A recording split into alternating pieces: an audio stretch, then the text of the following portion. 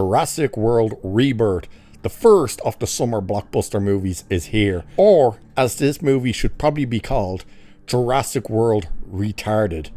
Or, there are a couple of other names that this thing could have, such as Jurassic World Waterworld, or, my personal favourite, Jurassic World Ninja Dinosaurs.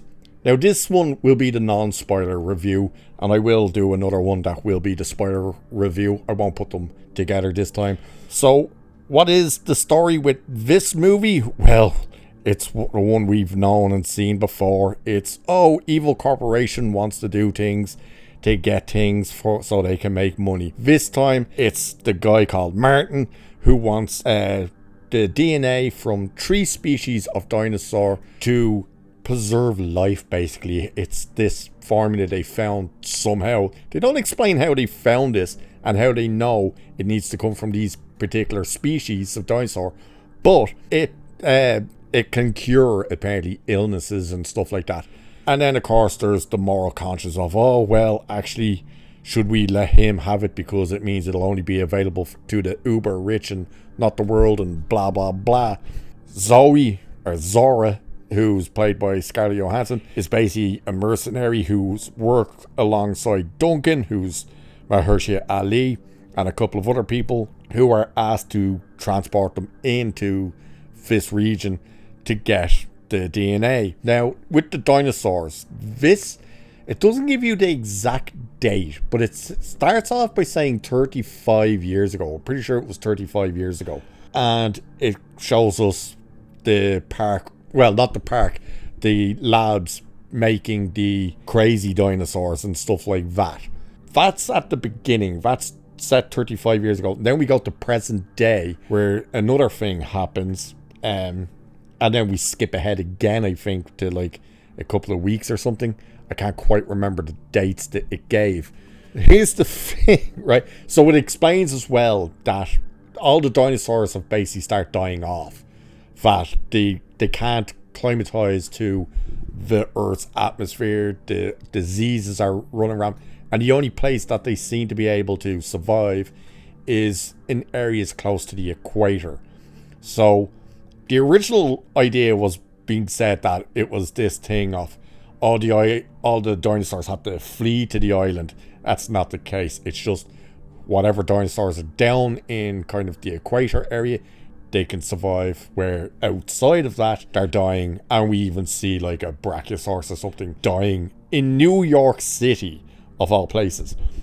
But what is the thing, the catalyst that sets off the chain of events for the mutant dinosaurs like the D-Rex and stuff to actually escape, which is the opening of the movie?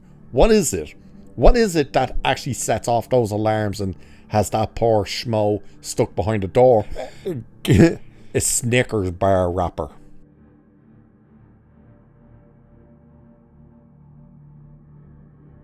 No, I'm not. A Snickers bar wrapper is what causes the entire island to shut down. How?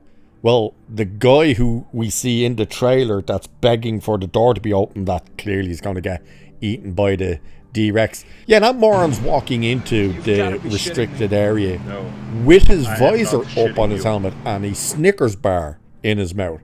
And they don't tell him, hey, you can't have food in here. And no, they just like, oh, hey, put your visor down. And as he does, he spits or throws away the wrapper, and the wrapper gets sucked into a door, a vent on a door that shuts down the whole place, except for the one door that he needed to stay open. That's what actually set off this island being deserted and stuff. But the team go to the island, and of course they have to get 3 of the biggest dinosaurs alive. Now, there's also some convenient things that happen regarding that. So they need a water one, a land-based one, and a flying one. So the water one is the first one they go for. Then they go for the land one, and the flying one is where it gets a bit weird, because, and we've seen it in the trailer, so it's not a spoiler, that they're taking it out of the egg. And we've also seen the trailer where the guy is like saying, hey,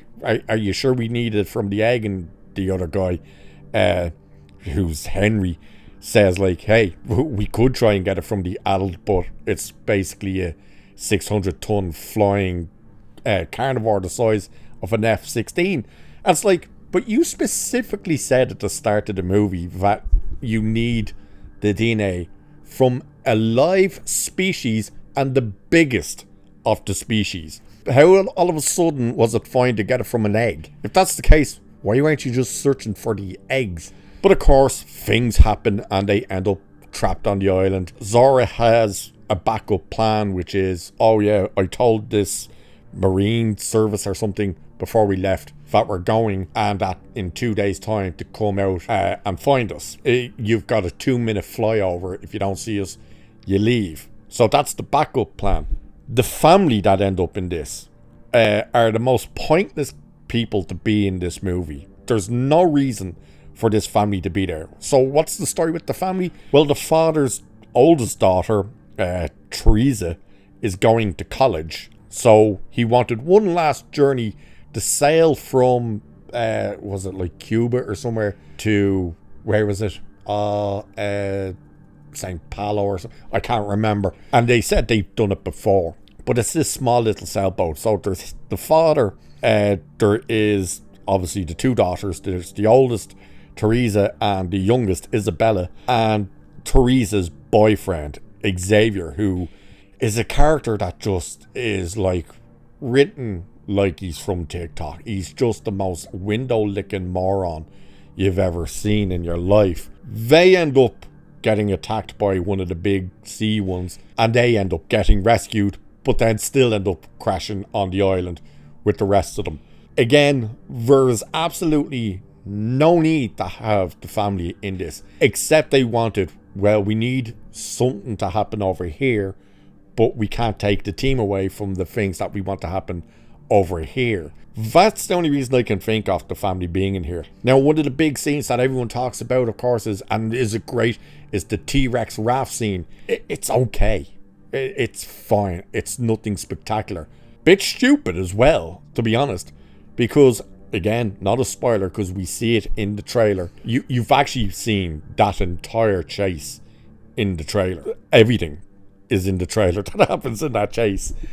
But we see the T-Rex biting down and pulling up out of the water the raft, the inflatable dinghy. Yeah, somehow it doesn't burst it. I kid you not. It did not burst the inflatable dinghy.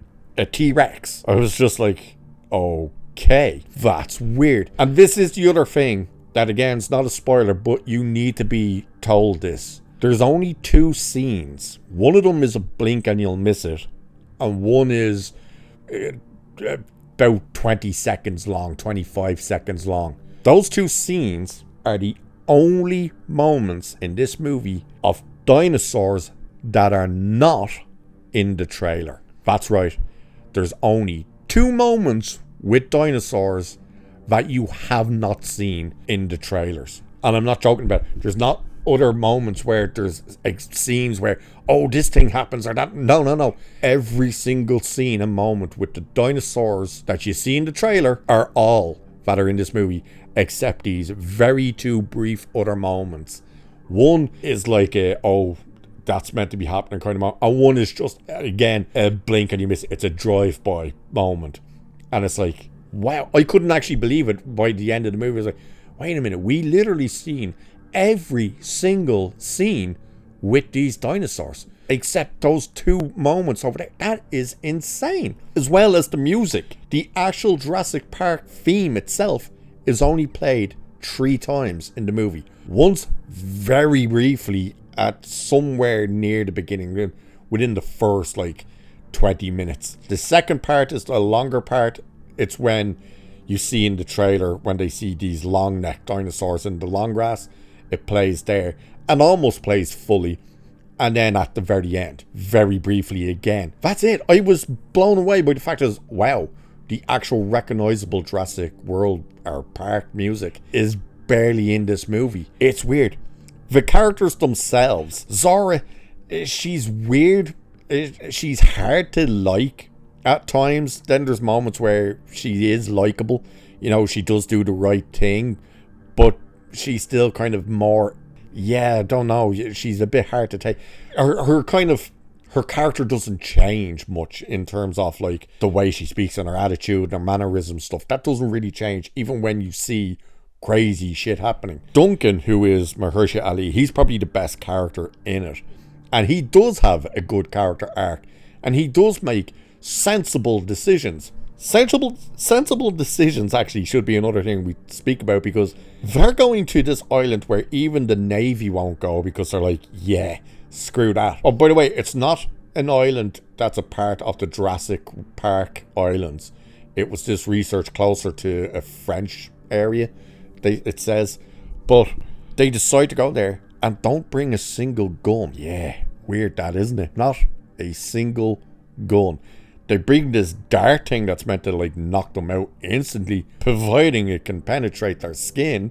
But other than that, they don't bring any weapons. It's like, you're going to an island with dinosaurs and you're not bringing any weapons. Overall, again, it's a very predictable movie. It's very slow at times, actually, weirdly. One of the things as well that got asked by a lot of people regarding that temple where the bird thing is does it explain what that is and why it's there? No, it's not explained or answered why that's there or how it's there.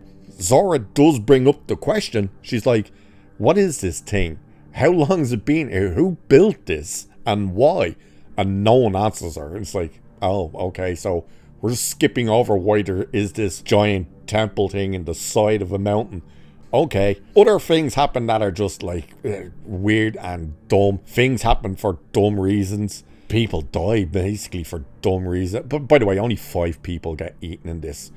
One of them you barely see, which of course is what you see in the trailer with the D-Rex and the dude begging to be let out. One of them happens but behind an object. I don't know why they did. Oh look, why are you putting it behind the object? I suppose a lot of water and a lot of scenes underwater is why I said this thing should probably be called Jurassic World Water World, because so much happens in water for some reason. Like every dinosaur that's meant to be land to walk and all of a sudden is swimming underwater, so including the T-Rex and stuff. You're like, weird. I also called it Jurassic World Ninja Dinosaurs because for some reason every single dinosaur is able to sneak up on people. Every single one of them, including the T-Rex. The T-Rex vanishes silently. You're just like, you didn't hear that thing get up and leave? And there's people standing over there. How did they not see where it went? It's just like, wow. Think of it. Go back to the very first Jurassic Park movie and when the T-Rex is coming, that moment, that very unforgettable moment of the foot, boom, boom, the vibration. Little Timmy said, do you feel that? And you've seen the glass. You hear this thing coming and it's like, wow. And this time around, it's like twinkle toes. You can't hear it when it's 2 feet away from you. And that's with every single dinosaur. It's like, how is no one hearing these things sneak up on them? How are you not seeing it sneaking up on you? It's huge. Either way, it's dumb, and I can't really get too much into that without going into the spoilers. So, overall, this movie, it's probably still going to end up being a $1 billion movie. But my God, it's not good, and I could not recommend it. It is terrible. Absolutely terrible. What were they thinking with this thing? It's god-awful. Know what didn't help as well? My cinema, for some reason, for the first at least half hour to 45 minutes, didn't turn the goddamn lights off in the screen. So you're sitting there watching the movie, you're able to see everybody in the cinema with you, and you're like, oh God, turn the lights off. And I don't know whether someone went out to the bathroom or whether someone came in and saw that, oh shit, the lights are still on. But they eventually did go off. But my God, that added to it. But yeah, the movie is terrible. So with that, I shall leave it there for this one. If you've seen it, by the way, let me know what you think of it. If you've enjoyed it, fair play to you. I don't know how you could, but fair play to you. But do let me know what you think of it. And with that, for the non-spoiler review, I shall leave it there for this one. So like, share, subscribe, all that good stuff. Cheers, and I'll catch you in the next one.